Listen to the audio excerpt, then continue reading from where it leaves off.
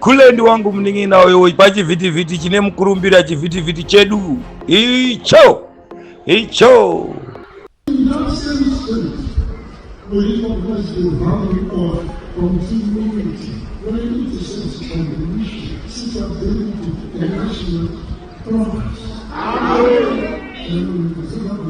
we also get the confidence in the Lord of our greatness, of our whom the people have been trusting. And they have been trusting that they will correct society, that this is what the reality, with wisdom, with discernment, and in the best interest of the people who love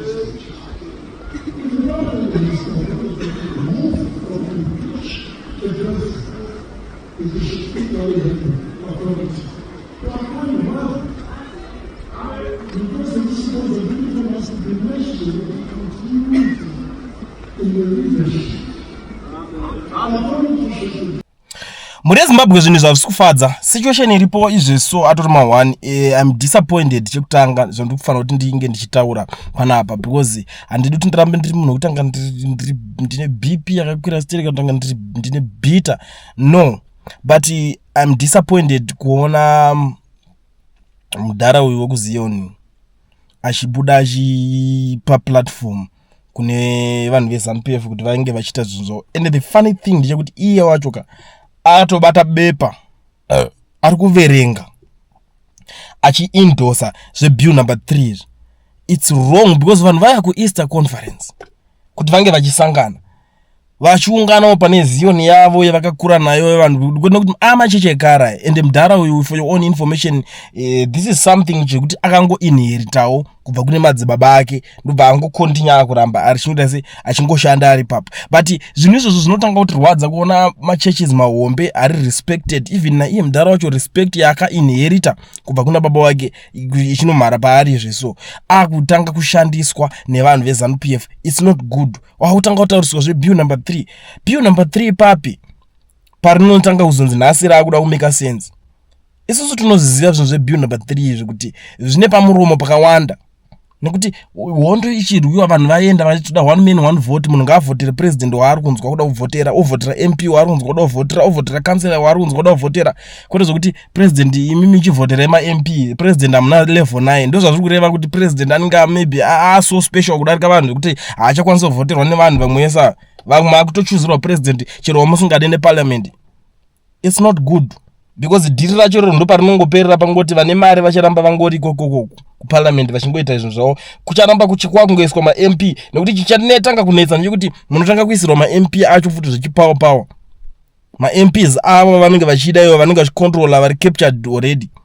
Saka hapasina kapo kuti patichaita dzimwe any means dzichaitwa dzine musoro dziri papo but munhu anobuda kutanga kutaura kuti aiwa bill number 3 rori chakati I'm disappointed kutaura chokwadi ende nyaya idzi dzandikutaura haisi nyaya yekuti ukaona mumwe munhu chero akadhakwa aritotaura zvebill riri kuti bill harisi right rakadhakwa akatomwa doro munhu anotokutaura kuti hasisi right chero munhu asina dzinokakata kutoti chero akasvika chero pahama dzake anotonzi ngaanofia mbudzi pari kuitwa chero matare anosvika ukudzwa kuti bill harisi right. This is not good. Regadza timbonzwa timboteerera panapa zvekutaurwa nekuti handisi kuti ndini ndoda kungomhanyira kungotaura ndega nini kuti munzi ndimozotanga nditi uri kuwanza pamuromo.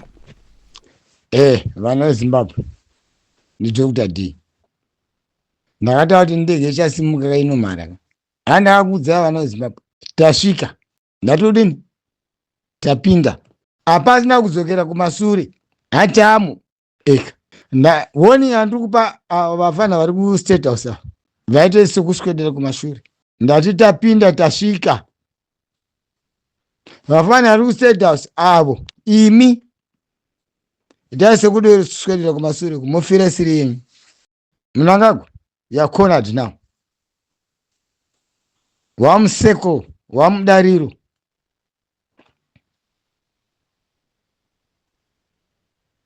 zvauri kutsvaga ndo zvavakuzowana manje. Vanokunyengera vanoita sei nedzimba dzavo tinadzo.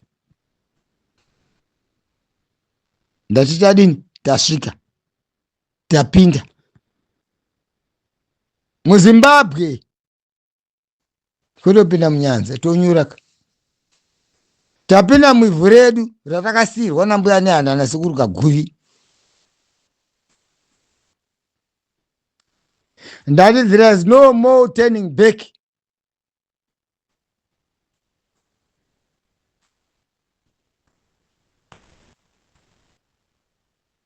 Ndakataura nikomanda yomwe kuti tikuda kuitawo kukubata iwe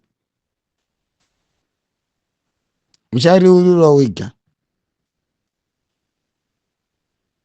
Shoko randikutaura home nderekuti ndati tapinda tavamo muZimbabwe ende vamwe vagara varimo. Ndii ndokutoti vamwe vagara varimo.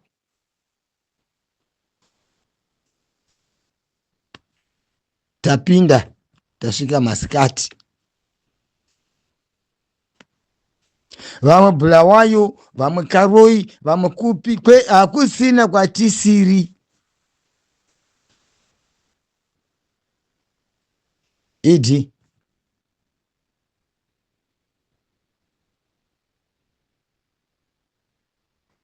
iwe hana yakwairoviwe ola mafira na Gaddafi ndubvunza. Ndati tapinda uri kuda mafira na Gaddafi here?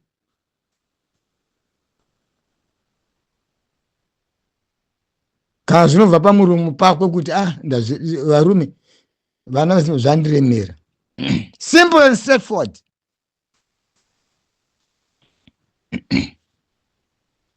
Ndini Dr. D.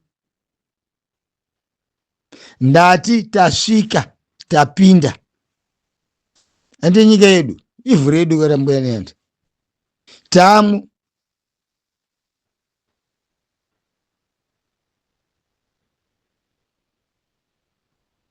It's not up to you. You are cornered. Hakusina zvana Prakati Farm. State House iyo ndo ofisi yambuya nehanda kwete Prakati Farm.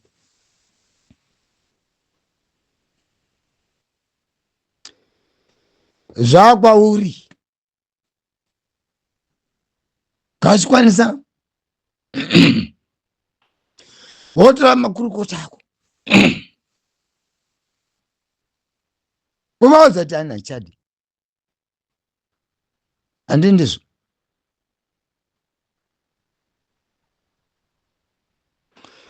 Tichaita shopping kwese mashopping centers ese tichamapinda, malocations ese tichamapinda, mamisha ese tichamapinda. Ndo mashoko ekupedzisira anoda kundiudze iwewe Idi